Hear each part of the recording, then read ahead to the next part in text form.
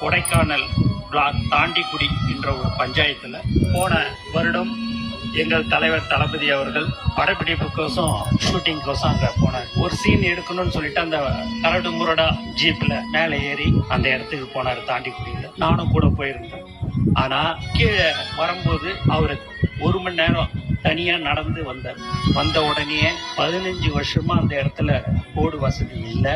நம்ம சொந்த செலவுல இந்த ரோடு 254 பேர் தான் அங்க வாழ்ந்து கொண்டிருக்கிறார்கள். அதனால ரோடு போடல, நம்ம சொந்த செலவுல போட்டுடலாமான்னு நம்மள பேனர் வைக்கவே விடல. நம்மளை எங்க போய் இந்த ரோடு போடுறதுக்கு விடுவாங்க சார் அப்படின்னு. நம்மளுடைய ஆட்சி கண்டிப்பாக வந்துடும் சார், வந்த உடனே போட்டுடலாம் அப்படின்னு சொன்ன சிரிச்சார். நான் பதவியேற்று 5வது நாள் முதலமைச்சர் அலுவலகத்திலேருந்து ஒரு நோட் ஷீட் வருது. அந்த தாண்டிக்குடி கிராமத்துக்கு